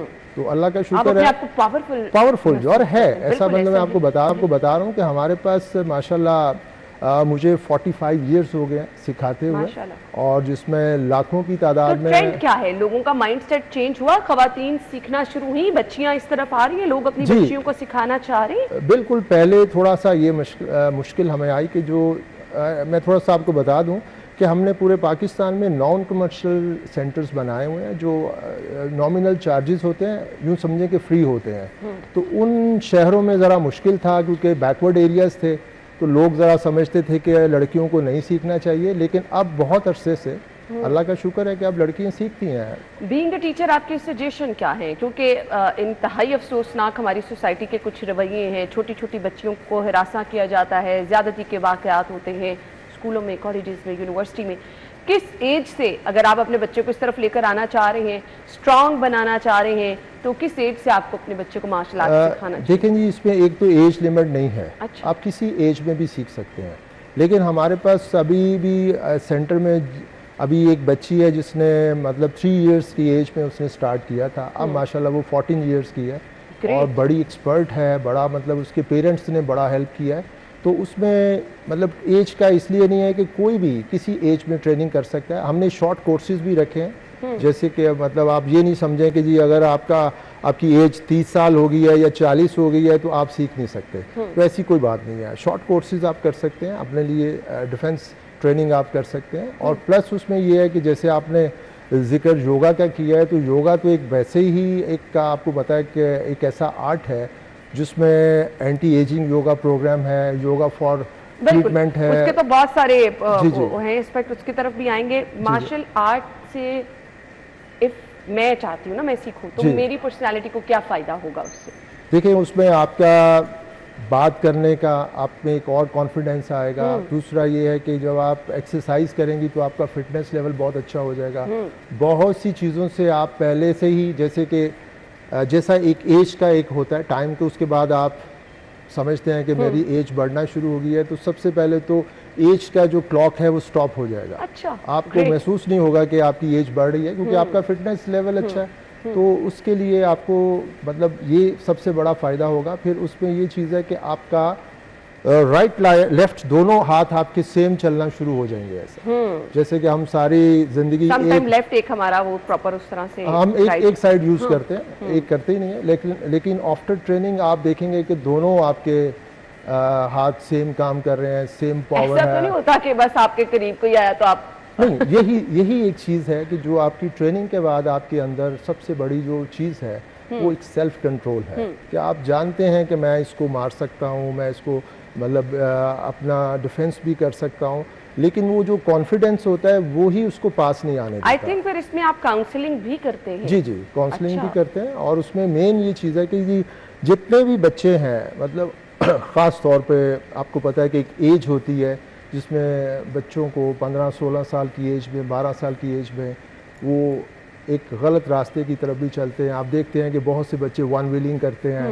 सिगरेट पीते हैं, ड्रग्स लेते हैं। तो इसका सबसे बड़ा जो हमारा मेन मिशन था पूरे पाकिस्तान में, वो यही था कि जो बच्चे एक्सरसाइज करेंगे वो बैड हैबिट से बचेंगे। No doubt. और अल्लाह का शुक्र है कि हमने जिन जिन शहरों में, ऑलमोस्ट पाकिस्तान के हर छोटे बड़े शहर में इसको सिखाया।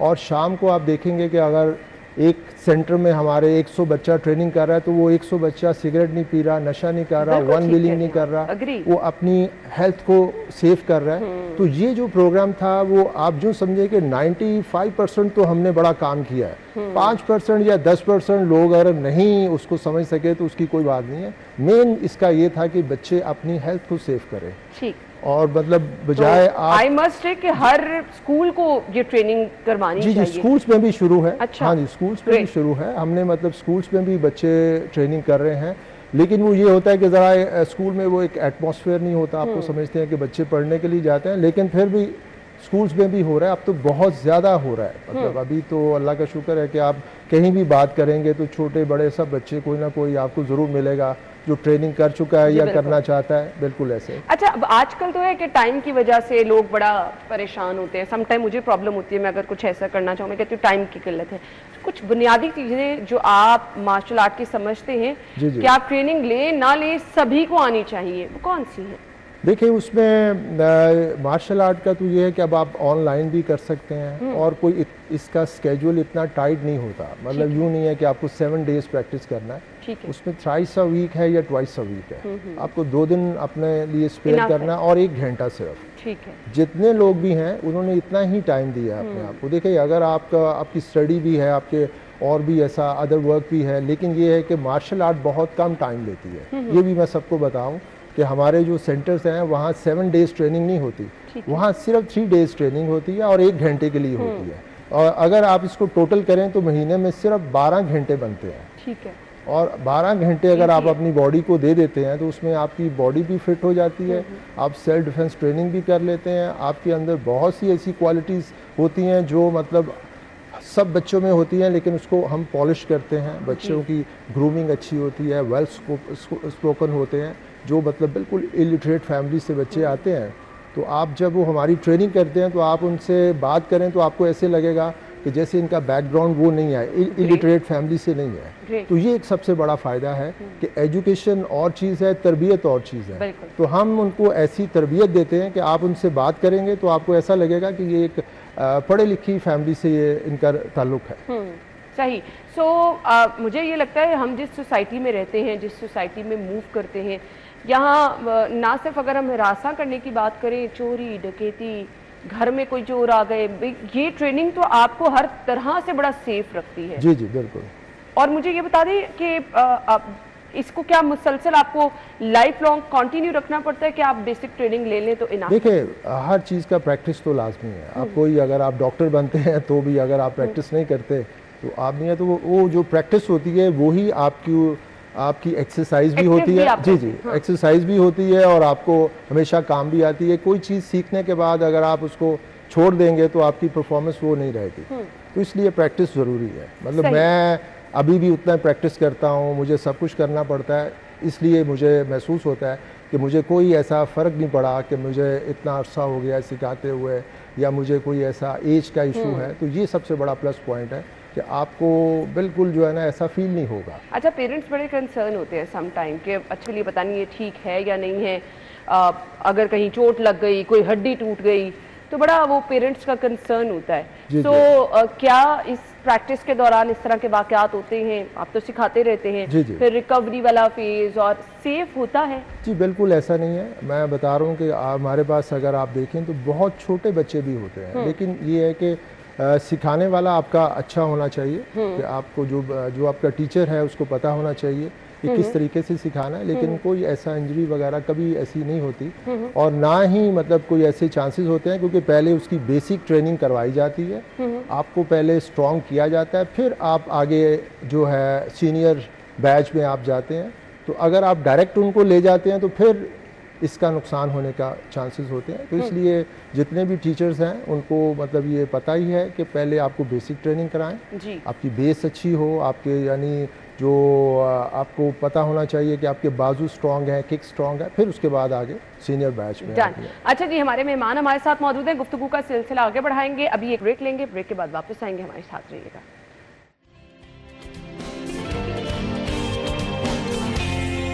Welcome back once again. हमारे साथ हमारे मेहमान मौजूद हैं वसीम ताई साहब। गुफ्तगू का सिलसिला हम आगे बढ़ाएंगे। योगा बड़ा इसमें हम देखते हैं इफेक्टिव रिजल्ट रहता है उन लोगों के लिए जो मुसलसल, अब आप डिप्रेशन तो एक ऐसा मसला है, आज बच्चे को भी है, आज बड़े को भी है, जिसने पूरा घर चलाना है, जो वर्क प्लेस पे आप वर्कलोड की वजह से अक्सर इतने प्रेशर में रहते हैं, वो प्रेशर रिलीज भी करता है। सबसे पहले डिप्रेशन, प्रेशर रिलीज और रिलैक्स रहने में योगा का रोल और कुछ चीज़ें मैंने आज आपसे सीखनी भी है जो रूटीन में हम कर सकते हैं। योगा एक्चुअली एक ऐसा आर्ट है जिसमें हर चीज़ शामिल है। आप कह लें कि योगा, अब तो भैया आप योगा के जरिए अपनी एज वाले इफेक्ट को भी कम कर सकते हैं, खूबसूरत भी नजर आ सकते हैं। पीछे क्या रह गया? Anti aging yoga Yes. Program है, योगा फॉर डिजीज़ है कि आपकी कैसे आप अपने आप को क्योर कर सकते हैं without surgery, without medicine, without कोई स्टीरॉइड लिए हुए। तो सबसे बड़ा तो ये फ़ायदा है कि आप देखें कि अगर थोड़ा सा भी कुछ कमर में दर्द होता है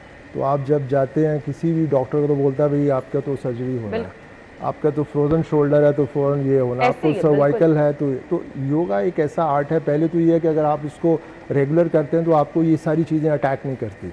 ओके, यानी कि इन चीज़ों का टाइम आने ही नहीं आने, आप क्यों उसको आने आप देते उससे हैं? सेफ रहते हैं। आप पहले से ही अपने आप को सेव करें। दूसरा ये है कि योगा जैसे आपने कहा हर आदमी स्ट्रेस में है उसमें, तो उसके लिए आपको ये है कि एक ब्रीदिंग एक्सरसाइज है जो अल्लाह ताला ने ऑक्सीजन हर जगह अवेलेबल है, कोई उसके चार्जेस नहीं है, सिर्फ आपको 2 या 4 मिनट बैठ के एक्सरसाइज करना है। जगह इसके लिए क्या आप रूम में भी कर सकते देखें अभी कोई ऐसा नहीं रहा। पहले आप समझते हैं कि भाई आप बोलते हैं आउटडोर होना आउटडोर चाहिए, है बड़ा ऐसा, अच्छा देखें अब तो environment टाइम होना। है नहीं। अब यहाँ बैठे हैं तो यहीं बैठे आप कर सकती हैं, क्योंकि यानी इसके मैं लिए सुबह आते ही यहाँ बैठ के पहले जी 10 जी मिनट। सबसे पहले आप ये करें, आप अपनी गाड़ी में कर सकते हैं। अच्छा। मतलब ये कि कहीं भी कर सकते हैं।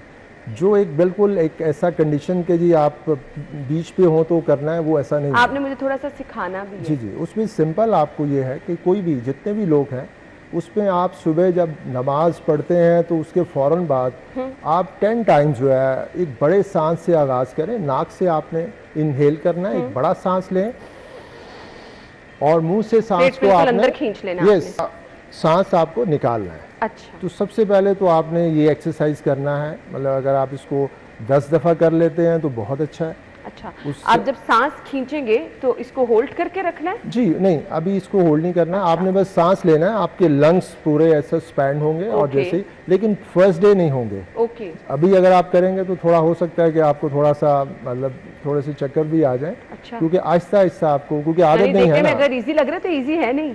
नहीं देखें, अभी आप सब जितने लोग हैं आप एक छोटा सा सांस लेते हैं बस। हाँ जी, हाँ, बिल्कुल। जिसको आप बोलेंगे कि एक कंजूस सांस लेते हैं ऐसा। तो आपके लंग्स जो है ना उनकी प्रैक्टिस नहीं है, उनको आदत नहीं जी। है कि आप एक बड़ा ऑक्सीजन लें। तो आपको आहिस्ता आहिस्ता इसको, मतलब आज आपने किया है, 2-3 रोज़ में आप खुद देखेंगे कि आपने एक बड़ा सांस लेना शुरू कर दिया है। तो जैसे ही आपको 5-6 दिन में आप एक्सपर्ट हो जाएंगे, तो आपको एक लंबा सांस लेना है और लंबा सांस ही आपको निकालना है। ठीक। उससे एक ये होगा कि जब आप एक सांस लेते हैं तो सीधा आपके ब्रेन में आप जाता है। तो आप सोच नहीं सकते हैं कि अगर आप उसको किसी मीटर से चेक करें तो आप उसके कितने अच्छे रिजल्ट हैं, कितने मतलब जो है ना उसको आपको फ़ायदा है। अच्छा, अब इसका तरीक़ेकार क्या है? आपने प्रॉपर सांस खींचा, एकदम से उसको आपने yes Exhale. Simple, then through nose आपने प्रॉपर इसको, मुंह से निकाल दें। ओके।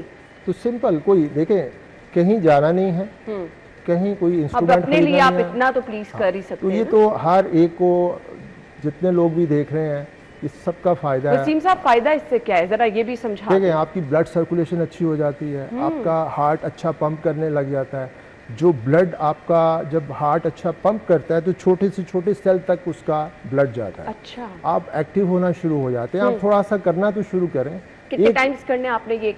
10 टाइम्स 10 टाइम्स करने हैं। और आप एक हफ्ते बाद अपने आप को आप ज़रा चेक करें कि आपने क्या फ़र्क है। इसके अलावा वो चीज़ें जो आप समझते हैं कि हर इंसान को, हर एज के बंदे को, हर जेंडर को रूटीन में प्रैक्टिस करनी चाहिए, वो कुछ 3-4 चीज़ें हमें बता दें कि जिससे हमारी सेहत भी अच्छी रहे, रिलैक्स भी रहे, जी। ये ऑफिस आए तो इधर इधर गिरे ना रहे। उसमें ये है कि क्योंकि टाइम बड़ा कम है तो उसमें ये होता है कि एक तो ये आप ब्रीदिंग करना है, सेम ऐसा ही आपको एक और ब्रीदिंग एक्सरसाइज करना है जो आपने मुंह बंद रखना है और थ्रू नोज आपने सांस लेना है और थ्रू नोज ही आपको ब्रीद आउट करना है। इसका क्या फ़ायदा है? ये आपके जो है आपकी जितने भी अंदर ऐसी वेन्स हैं जहां आप समझते हैं कि उसकी बहुत पुअर ब्लड सर्कुलेशन होती है, ऐसा बहुत, यानी कि ऐसा होता है कि वो आप यूँ समझते हैं जैसे ड्राई होती हैं, तो वो चीज़ें भी बेहतर होना शुरू हो जाती हैं आपकी। और साथ ये है कि आपको ये दोनों एक्सरसाइजेज जो है इसके लिए 5 मिनट भी नहीं लगते कि आपको मतलब इसमें 5 मिनट का टाइम लगे। तीसरा ये है कि अगर आप ऑफिस मतलब आपको वर्किंग है, आपको ऑफिस में काम करते हैं, तो अक्सर लोगों को ये शिकायत होती है, लड़कियां भी या बॉयज़ भी बताते हैं कि सर हमारा जो है नेक बड़ा ऐसा neck pain, shoulder pain, back pain है, बैक पेन है। तो उसके लिए आपको एक नेक एक्सरसाइज है जो जिसको नेक रोल बोलते हैं ऐसा। अच्छा। तो आपको बिल्कुल नेक नीचे लेके जाना है और इसी तरह चारों तरफ इसको आपने आहिस्ता आहिस्ता, जिस पोजीशन में भी बैठे हैं बस ऐसे ही बैठना है, सीधा ठीक आपको है। बैठना है। ऐसे अगर आप चेयर पे बैठे हैं तो सिंपल, तो 3 टाइम्स आप इधर कर लें और 3 टाइम्स आप उसको इधर कर लें। आप प्लीज एक दफा करके दिखा दें। जी जी, उसमें आपको फर्स्ट जो है आप राइट साइड पे जाएंगे, पहले डाउन, फिर यहाँ से राइट और फिर बैक, लेफ्ट, ये डाउन और अप। ये आपका उन लोगों 1 के लिए जिनका रूटीन में हर रोज बैठने वाला काम जी, है। ये जो है, क्योंकि आप अगर नहीं करेंगे तो आपको फिर ये होगा जी कि आपका C3 में प्रॉब्लम हो गया है, आपका C6 में हो गया है। अब ये neck बैठे में- बैठे लोग ये प्रैक्टिस करते रहे। ये जी, बस इसको दिन में आप एक ये आपको करना है जो है। वर्किंग है या जिनका नेक ऐसे होता ठीक है। और है। सेकंड ये है कि आपने यहाँ हाथ रखना है और अपना फेस सीधा रखें, इधर से आप अपना हाथ का जोर लगाएं और इधर से नेक, बहुत एक्स्ट्रा जोर नहीं लगाना, बस एक मतलब मुनासिब सा आपको इस साइड पे और इस साइड पे, फिर यूँ सामने और फिर बैक पे ठीक है। 3 दफ़ा आपको चारों तरफ अपना ये करना है। तो नेक के लिए ये बेहतरीन है, यानी आपको ज़रूरी नहीं है कि प्रॉब्लम हो तो फिर आप डॉक्टर के पास जाएं। सही, बात ये है कि आपको होना ही नहीं चाहिए। बिल्कुल अभी आपने कुछ लोग बोलेंगे जी कि हमें तो नेक का इशू नहीं है, तो नहीं है तो बहुत अच्छा है, आप इसको करें ताकि आपको कभी भी ना हो। क्योंकि बिल्कुल। ये 2-3 चीज़ें ऐसी हैं आप जो इंतजार ना करें हाँ। कि हो तो हम ये करें, जी। आप इसको कंटिन्यू करें। बिल्कुल। सर कुछ लोग बड़ा प्रॉब्लम आजकल हमने तो कभी इतना ज्यादा सुना ही नहीं था, मिग्रेन का इशू लोगों को रहता है, सर दर्द और फिर एक तरफ दर्द होना।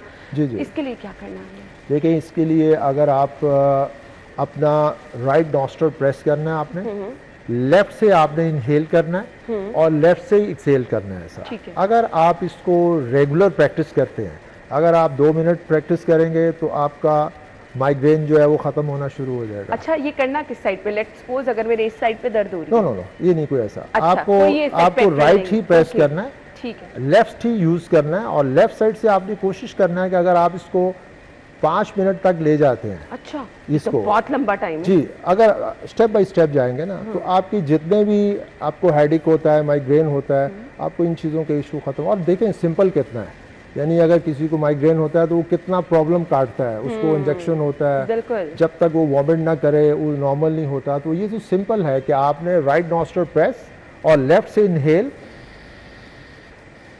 और लेफ्ट से ही एक्सेल। तो आप इसको 2 मिनट कर लें, ज़्यादा नहीं कर सकते, लेकिन आप इसकी प्रैक्टिस रखेंगे तो आपकी बहुत सारी हेडेक जो सर के रिलेटेड चीज़ें हैं वो ख़त्म होना शुरू हो जाएंगी। और Great. सिंपल है, आप देखेंगे उसमें हाँ, कोई इसमें कोई इतना कोई आपको मुश्किल काम ऐसा। भी नहीं है। जी, 2 जी। चीजें ना, मर्द खवातीन जी। दोनों का आज वो कहते हैं ना अटेंशन का बुनियादी वो एक पॉइंट बन चुका है। खूबसूरत दिखना, पतले दिखना योगा से मुमकिन है। बिल्कुल है जी, योगा उसमें एंटी एजिंग प्रोग्राम है और जब आप योगा करते हैं तो हमेशा आपको एक ही एज पे आप रुकते हैं, बल्कि रिवर्स होती है। अगर आप बहुत रेगुलर करते हैं तो आप देख लें, अगर आप दुनिया में किसी को भी ऐसा देखें जो रेगुलर योगा करते हैं तो उनके रिजल्ट आपको पता ही होगा, फीमेल हैं या मेल हैं, दोनों वो के अच्छे हैं। ये भी कुछ आप देखने वालों को, क्योंकि इस टाइम बहुत सारी खवातीन घर में हमारा चैनल लगा के बैठी होती है, जी, तो जी। उनका तो फेवरेट सब्जेक्ट है खूबसूरत जी, नजर उसमें अब ये है कि बहुत सारी ऐसी चीज़ें हैं जिसमें क्योंकि वो चाहिए एक उसको पूरा करके दिखाना अच्छा, जो सा प्रॉपर एक एनवायरनमेंट। लेकिन हाँ, कुछ जी, जी। बेसिक्स अगर आप बता जी दें जी, ना तो। उसमें बेसिक यही है कि अगर आप उसमें मेन तो आपका एक फेशियल है प्रोग्राम, जो आप चाहते हैं कि फेस आपका अच्छा होना चाहिए और स्किन सैग नहीं करे आपकी। और उसमें यह है कि आप सिंपल उसमें कर सकते हैं कि आप अपना फेस एक्सरसाइज के लिए ब्रीद इन करें ऐसा, और फेस मुंह के अंदर ही आपको रखना है 1 ऐसा, और फिर इसको कोई 10 टाइम्स आप करें जो है।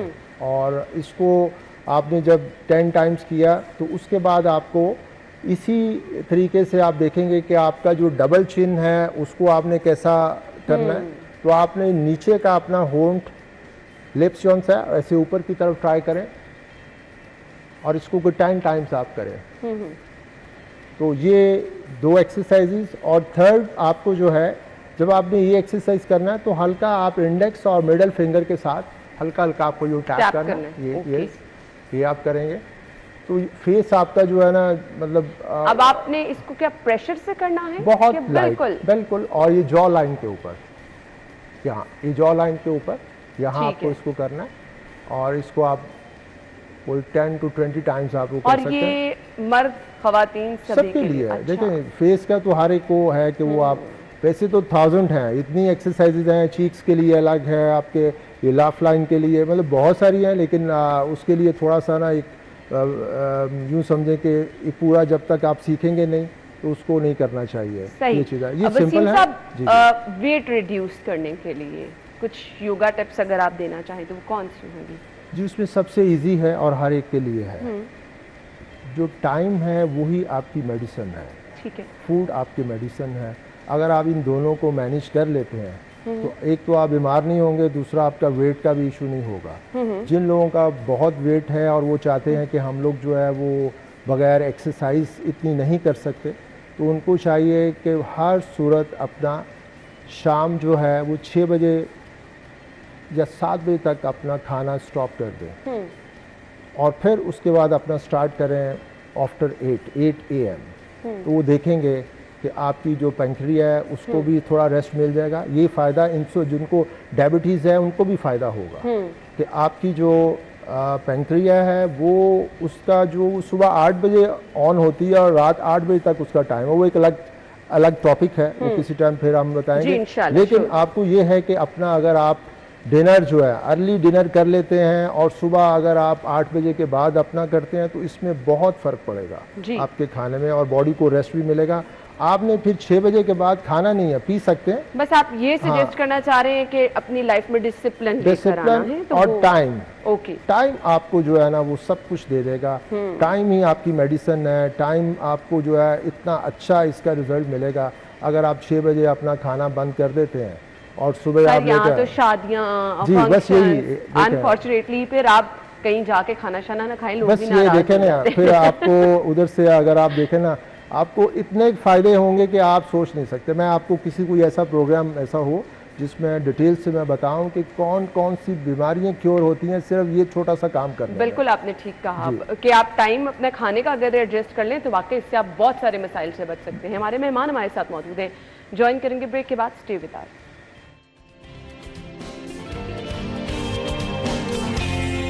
Welcome back once again. हमारे मेहमान वसीम ताई साहब हमारे साथ मौजूद हैं, जिन्होंने मार्शल आर्ट की दुनिया में अगर हम ये कहें कि अपना नाम बहुत ज़बरदस्त तरीके से बनाया, लेजेंड है जी अपनी फील्ड के।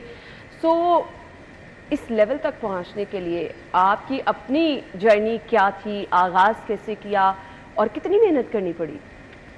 देखिए जी, कोई भी काम जो इस लेवल का हो उसके लिए तो स्ट्रगल, मेहनत, सब कुछ आपको पता है और अभी तक इसको स्टाइल जो है ना। तो यही जज्बा तो हम आपसे पूछने का मकसद भी है कि नौजवानों को बताएं कि एक दिन में, एक रात में ओवरनाइट कोई प्रोग्राम कुछ भी नहीं नहीं हो है। जाता। मतलब लोग देखते हैं, मैं बहुत समझाता हूँ कि ऐसा कोई काम नहीं है, कोई भी है किसी फील्ड में भी, जब तक उसको टाइम नहीं आप देंगे, जब तक उसको पूरा समझेंगे नहीं, आप उसमें कामयाब नहीं हो सकते। लेकिन लोग अभी नहीं समझ रहे इस बात को। वो कहते हैं कि नहीं हमें बस ओवरनाइट ही हमें ऐसी, सब कुछ बिल्कुल होना ऐसी। चाहिए। तो बहरहाल ये तो एक बहुत लंबा आपको पता है टाइम एक गुजरा है जिसमें बड़ी मुश्किलात भी आई। बहुत से शहर पाकिस्तान के ऐसे थे जहाँ बिल्कुल नहीं लोग समझते थे इस चीज़ को, मानते ही नहीं थे कि ये भी कोई गेम माशाल्लाह है। से श्रीलंका, मलेशिया, थाईलैंड, आप हर जगह पर आपने जाके पाकिस्तान का नाम जी रोशन जी, किया। हर जगह। और अल्लाह का शुक्र है जब पाकिस्तान का नेशनल एंथम वहाँ सुनाया जाता है, पूरी दुनिया को मतलब जो है खड़े होते हैं, तो एक बड़ा प्राउड फीलिंग होती है आपकी। कुछ फ्यूचर प्लान्स भी हैं आपके? जी हाँ जी, अभी हम लोग ये है कि थोड़ा सा मैं योगा के बारे में आपको बताऊं कि एक जैसे कि आप समझते हैं ओलंपिक गेम्स हैं, जो है एशियन गेम्स हैं, जी। तो इसमें योगा का कोई अभी तक नहीं था। जो अल्लाह का शुक्र है कि इस दोनों चीज़ों में मैं अल्लाह ने बड़ा जो है वो हमें कामयाब किया कि एशियन गेम्स में भी योगा को ले लिया है और ओलंपिक में भी ले लिया है। और इसमें ये फ़ायदा है कि आगे आने फ्यूचर में जो बच्चे होंगे, बच्चियाँ होंगी, उनको बड़ा फ़ायदा होगा कि वो यानी जो योगा प्लेयर्स हैं वो उसमें ओलंपिक में भी जा सकती हैं और एशियन गेम्स में भी। और 2026 में जापान में जो हो रही है एशियन गेम्स, उसमें हमें बड़ी उम्मीद है कि पाकिस्तान उसमें जो है वो डेमोस्ट्रेशन के लिए वो शामिल करेंगे। पेरेंट्स के लिए आपकी सजेशन क्या होगी? पेरेंट्स को मैं सबको यही बताता हूँ कि अपने बच्चों को मोबाइल से निकालें। उन लोगों को थोड़ा ज़रूरी नहीं है कि आप उनको मार्शल आर्ट करवाएं। अगर आप उनको किसी भी थोड़ा सा टाइम दें, वो ग्राउंड में उनको लेके जाएं, उनको थोड़ा सा आप जो है ना फिज़िकल एक्टिविटीज़ जो है वो करवाएं, ताकि उनका ये जो मोबाइल से निकलना बड़ा ज़रूरी है। देखें उसमें बहुत से बच्चे ऐसे हैं जिनको, जो अभी मैंने बात किया है कि उनको बैक का इशू होना शुरू हो गया है, नेक का इशू, क्योंकि वो इस एंगल में बैठते हैं कि बैठे ही रहते हैं। सेकेंडली, आपके बच्चों की मेंटल ग्रोथ, आपके बच्चों की डेवलपमेंट, उनके लिए बहुत ज़रूरी ये चीज़ें हैं। तो उनको लाजमी पेरेंट्स जो हैं वो कोई भी स्पोर्ट्स है उसमें लाजमी थोड़ा अपना टाइम निकालें और बच्चों को लेके जाएं। मार्शल आर्ट करें तो बहुत अच्छा है, उसमें तो बहुत सी ऐसी चीज़ें बच्चा आपका स्ट्रांग होता है। फिर उसमें वो एक ऐसा आर्ट है कि वो आपके साथ है, जैसे अभी आपने सीखा हुआ है तो आपके साथ है। बिल्कुल। बाकी कोई भी स्पोर्ट्स आप ग्राउंड में सीखेंगे, फुटबॉल करेंगे, वहीं छोड़ के आएंगे, क्रिकेट खेलेंगे, लेकिन मार्शल आर्ट आपके साथ है। आप कहीं ट्रैवल कर रहे हैं, आप गाड़ी में, आप प्लेन में, आप कहीं भी हैं, तो मार्शल आर्ट आपके साथ है। तो इसलिए बहुत अच्छा है अगर आप मार्शल आर्ट करें। बाकी वरना कोई भी स्पोर्ट्स करवाएं। ये मेरे सब जितने पेरेंट्स हैं उनको रिक्वेस्ट है, मतलब ये है कि मैं रिक्वेस्ट कर सकता हूँ कि हर सूरत करवाएं। सही। और ये ना सिर्फ बच्चों सबके लिए, बल्कि हर एज ग्रुप में अगर आप ये सीखेंगे तो ना सिर्फ एक आपको अपनी ज़ात के लिए फ़ायदा होगा, बल्कि आप एक्टिव भी रहेंगे, बहुत सारी बीमारियों से दूर रहेंगे, एक अच्छा लाइफस्टाइल गुजार सकेंगे, डिसिप्लिन लाइफस्टाइल जिसमें आपको फ़ायदा ही फ़ायदा होगा। सो ज़रूर मैं तमाम पेरेंट्स से रिक्वेस्ट करूँगी कि अपने बच्चों को मार्शल आर्ट सिखाएं।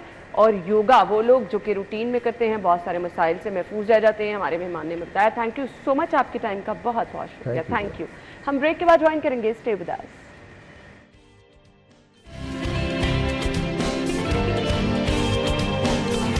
Welcome back once again. आज है जी 11 तारीख और 11th को जिनकी बर्थडे है सैयदा हानिया बतूल, मलिक बिलाल अहमद, नौमान मलिक, डॉक्टर जुल्कनैन, गुलाम अब्बास साहब की सालगिरह है, अदील मिर्जा बेग। आप सब लोगों को सालगिरह की मुबारकबाद। Happy birthday.